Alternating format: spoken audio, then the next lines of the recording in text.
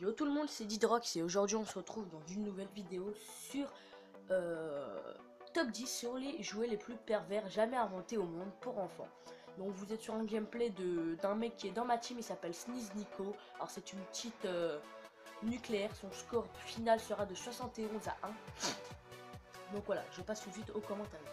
Donc, donc ces jouets sont quand même assez fous, c'est des jouets vraiment pervers comme vous allez le remarquer.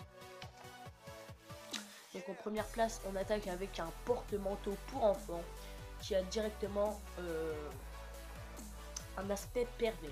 Car le manche où on doit placer le manteau ou quoi que ce soit, un vêtement, l'embout, enfin le manche est complètement placé à la place du sexe de l'animal. Bon, vous voyez, c'est un ours, hein, un porte-manteau ours. Donc je pense que ça n'a rien à faire ici et je pense que ce jouet a été banni de la vente. Hein, donc voilà. Donc on passe maintenant à la deuxième place, qui est une flûte papillon, on dirait. Donc comme vous voyez, il y a un embout avec un petit trou, donc c'est là que l'enfant va souffler pour faire de la flûte. Donc vous voyez, c'est un peu une forme de sexe masculin. Donc si vous voyez votre fille ou quelqu'un souffler dedans, ça peut directement choquer, hein, souffler dans un embout qui a une forme de sexe. Donc voilà. Donc on passe à la troisième position, c'est un objet qui m'a fait vraiment rire. C'est Bob l'éponge gonflable. Donc c'est un Bob l'éponge en fait qui se gonfle. Et vous voyez directement que l'embout pour gonfler ce Bob l'éponge est directement placé au sexe de Bob l'éponge. Donc c'est un peu choquant si vous voyez quelqu'un souffler dedans. Ça peut toujours choquer. Et je pense aussi que ce truc a été directement banni de la vente. Donc on passe maintenant à la quatrième place avec Dora l'exploratrice. Ça s'appelle Dora Aquapet. Donc en fait c'est tout simplement encore un objet qui a une forme de sexe, hein, les créateurs aiment bien, je crois. Donc on peut toujours... alors déjà, l'objet, je me suis renseigné, il peut vibrer et il pète. Donc il fait des bruits de paix, hein, il pète, voilà. Et il vibre. Donc déjà ça a une forme de, voilà, de sexe. Et en plus ça vibre. Donc je pense que... on peut directement penser ce qu'on peut faire avec, hein. Voilà, donc c'est pas très top, hein. Donc on passe maintenant à la cinquième place.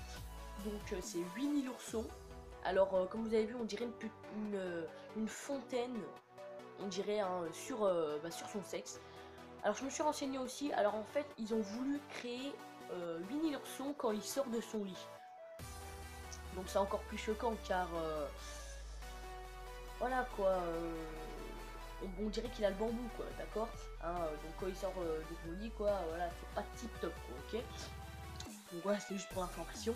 Donc on passe maintenant à la sixième place qui est là. Alors je sais pas pourquoi ça a été inventé, ça. Alors c'est une barre de striptease pour enfants. Donc déjà de une, c'est une barre de striptease pour enfants, et de deux, il y a le DVD d'instruction. Donc personnellement, si on regarde les DVD, je me demande ce qu'il y a dedans, hein. Je pense à quelque chose, mais j'espère pas que c'est ça, hein. Et aussi il y a des billets. Donc hein, quand on fait, je pense que quand les filles font du striptease, ils gagnent quand même de l'argent, voilà. Donc c'est vraiment un peu con, hein. Ça peut peut-être inciter votre fille à devenir stripteaseuse. Donc voilà, c'est pas très top. Donc on passe maintenant à la septième place qui est Buzz l'éclair, avec une paille encore placée sur le sexe. Donc aussi ça peut choquer, hein, parce que si par exemple vous mettez une boisson dans ce truc et vous donnez ça à votre fille ou garçon ou quoi que ce soit, quand il va boire, il va directement mettre sa bouche dans la paille et la paille est placée au niveau du sexe. Donc on peut directement penser à un aspect pervers, hein, qui normalement ne devrait pas être là, et je pense que ce jouet a été banni aussi de la vente.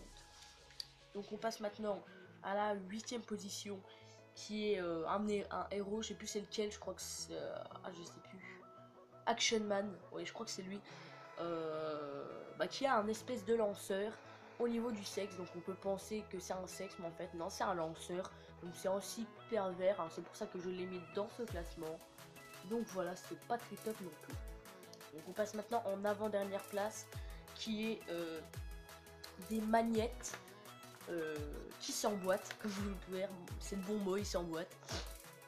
Donc des magnettes, si vous savez pas c'est quoi, mais je pense que vous savez, c'est des trucs qu'on colle sur les frigos, hein, pour faire joli, des trucs comme ça. Donc voilà. Donc voilà, c'est en boîte quoi, on peut dire qu'il sent... Voilà, ouais. Hein.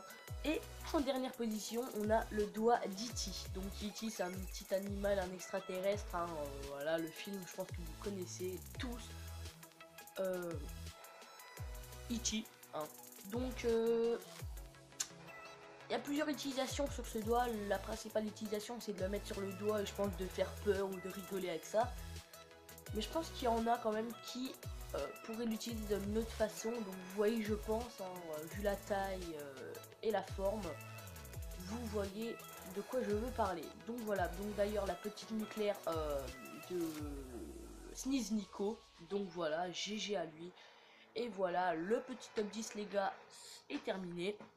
Donc je vais juste regarder, il reste combien de temps de vidéo? 6. Ouais, il reste 1 minute et quelques. Donc je vais vous laisser regarder la fin du gameplay. Et moi sur ce les gens, je vous dis à la prochaine. N'oubliez pas de vous abonner, de liker et de partager cette vidéo. Et moi je vous dis sur ce les gens, à la prochaine.